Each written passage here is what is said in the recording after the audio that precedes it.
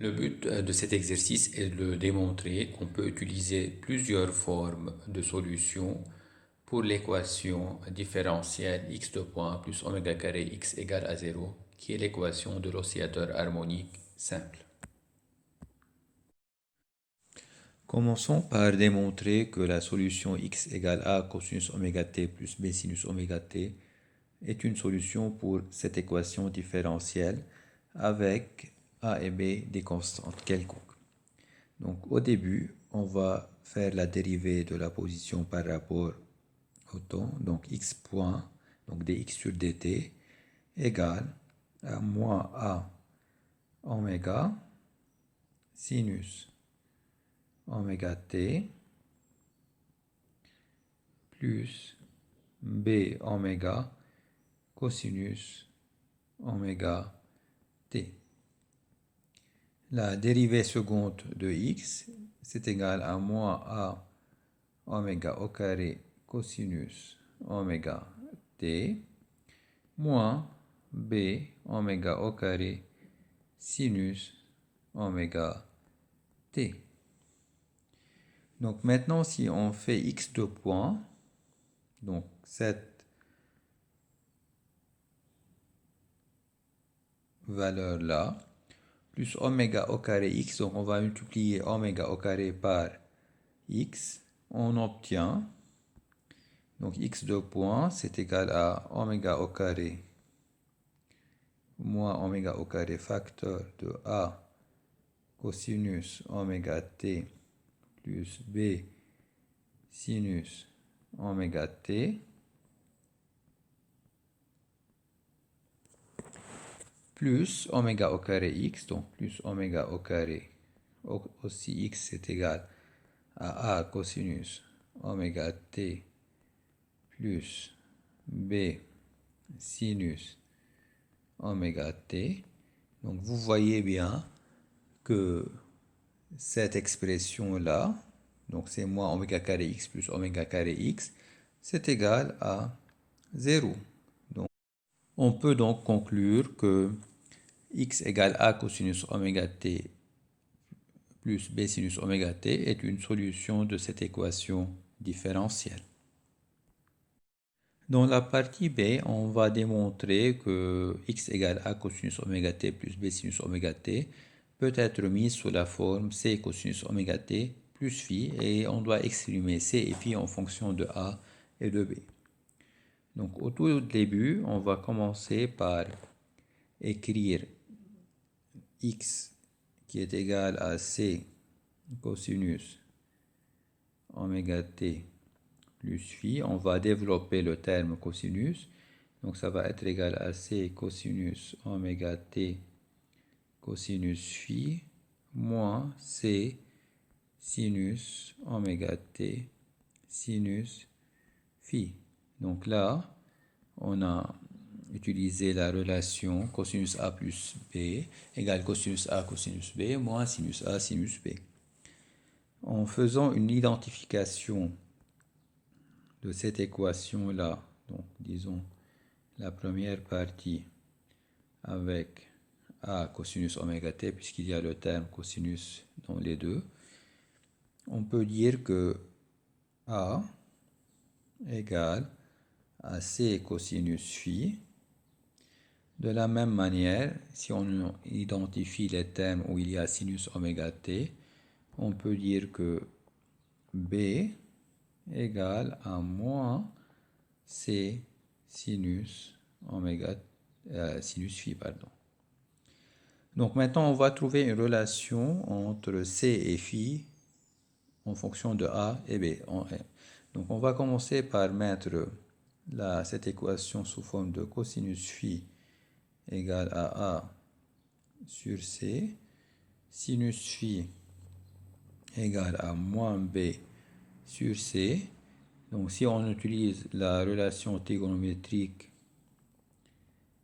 sinus carré phi plus cosinus carré phi égale à 1, donc on retrouve que a au carré sur c au carré plus b au carré sur c au carré égale à 1.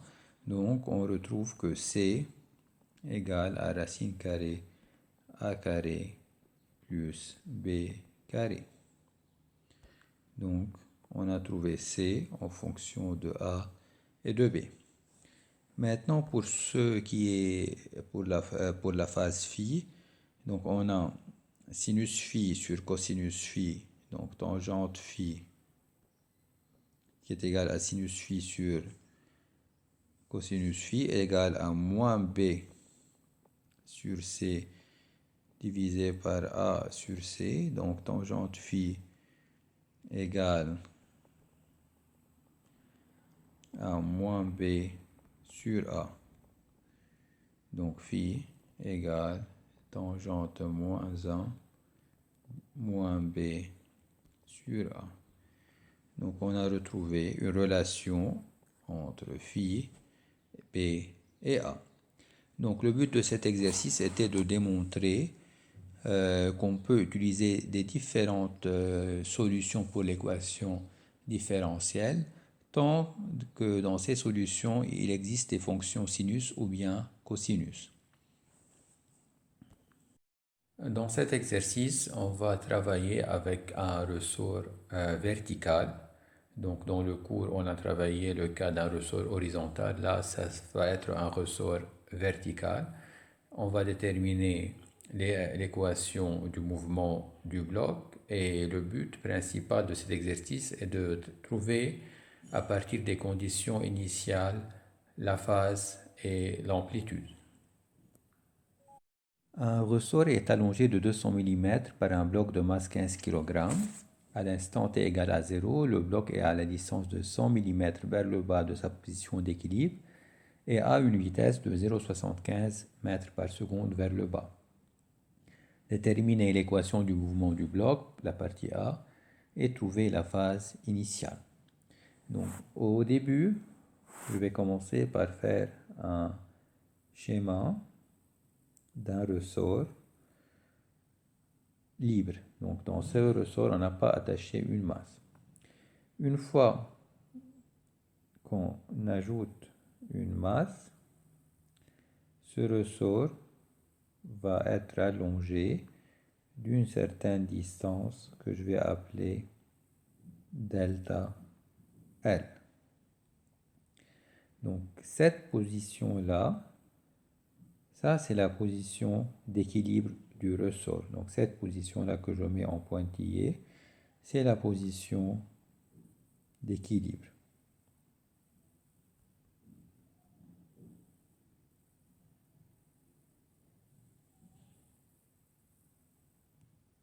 Ensuite, une fois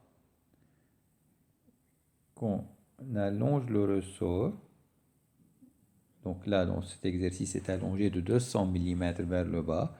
Donc cette distance-là va être x. Et là, ça va être x égale à 0. La position d'équilibre, je vais la choisir comme étant x égale à 0. Donc je commence par le cas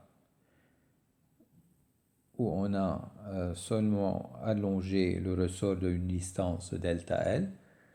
Donc d'après la deuxième loi de Newton,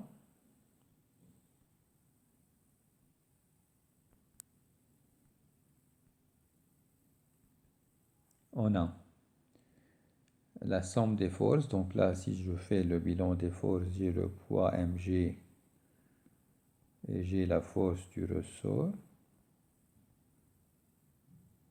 Donc mg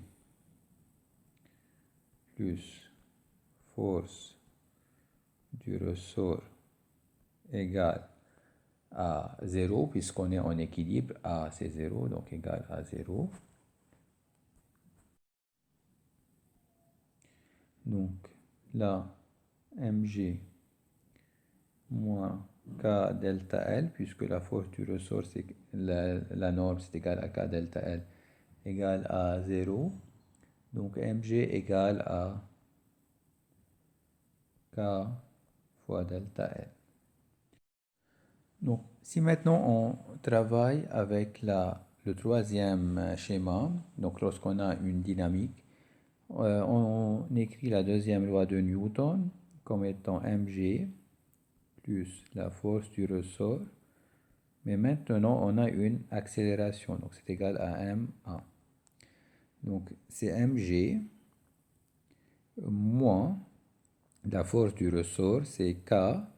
Mais là, le ressort est allongé de la grandeur delta L plus x égale à m x de point. Dans cet exemple, j'ai annoté la position verticale x au lieu de y. Donc, on va continuer par utiliser x pour la position verticale. Ok. Donc, l'axe des x, c'est un axe vertical. Donc, c'était mieux d'utiliser y au lieu de x. Mais bon, comme on a commencé par x, on va continuer avec la notation x. Donc, vous voyez bien que mg moins k delta L est égal à 0. Donc, on obtient de nouveau l'équation m x de point plus kx égale à 0. Donc, qui est l'équation différentielle de l'oscillateur harmonique simple. Donc, on a x de point plus k sur m égale à 0, k sur m, x égale à 0. Donc, oméga carré égale à k sur m. Oméga, c'est racine de k sur m. Et on a trouvé précédemment que k sur m égale à g sur delta L. Donc, on a oméga égale à racine carrée de g sur delta L. Si vous remplacez par les valeurs numériques, vous obtenez 7 radians par seconde. La solution de cette équation différentielle peut s'écrire donc comme étant A. Dans le cours, on a pris le terme cosinus oméga t plus phi. Là, pour vous montrer qu'on peut utiliser aussi la fonction sinus, je vais utiliser sinus oméga t plus phi. Ce qui va changer, c'est la phase phi entre le terme cosinus et sinus.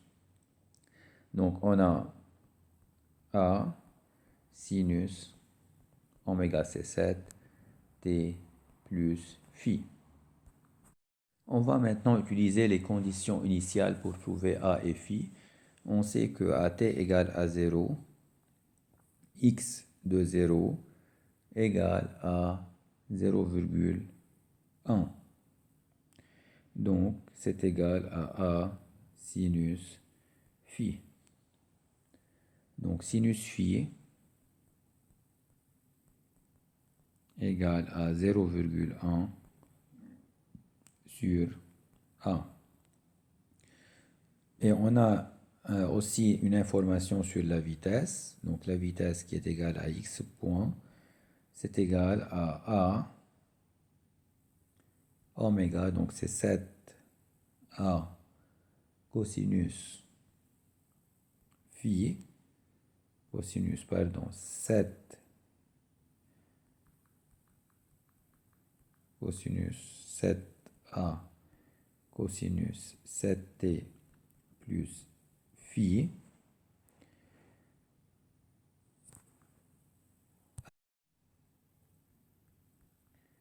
X au point de 0 égale à 0,75. Donc ça va être égal à 7A cosinus phi.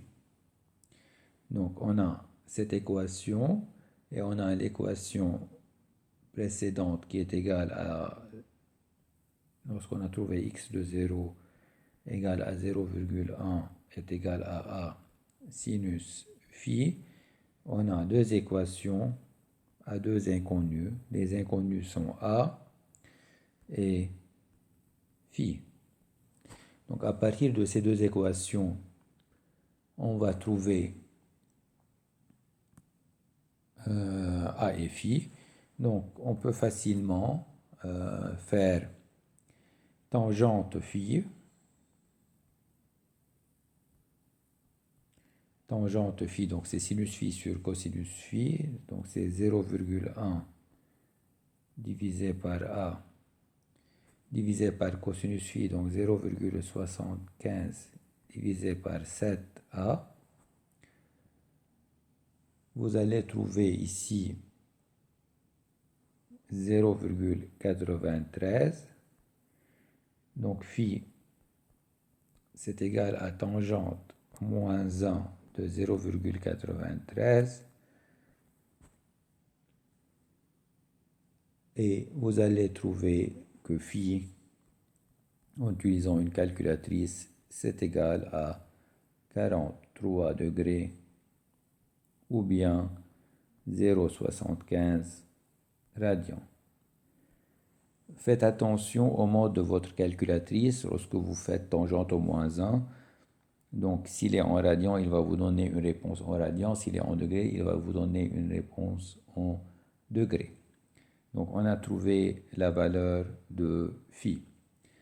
Maintenant, il faut aussi faire attention que la calculatrice, parfois, nous donne des valeurs de phi où il faut ajouter, ou bien par exemple pi, ou bien il faut retrancher un oncle. On va revenir à cette situation plus tard. Mais dans cette situation, puisqu'on est dans le premier cadran, donc ça c'est le cercle trigonométrique, donc on est dans le premier cadran, donc la calculatrice va nous donner l'angle. Cet angle phi est égal à 43 degrés. Maintenant, si on veut trouver la valeur de A, donc on peut faire cosinus carré phi plus sinus carré phi égale à 1. Donc on a toutes les valeurs données, 0,75 sur 7 au carré. Donc cosinus carré phi c'est 0,75 divisé par 7a au carré plus 0,1 sur a au carré égale à 1. Donc on peut trouver la valeur de a en utilisant cette relation. Donc on a trouvé phi et on a trouvé a. On remplace dans l'expression pour trouver l'équation du mouvement.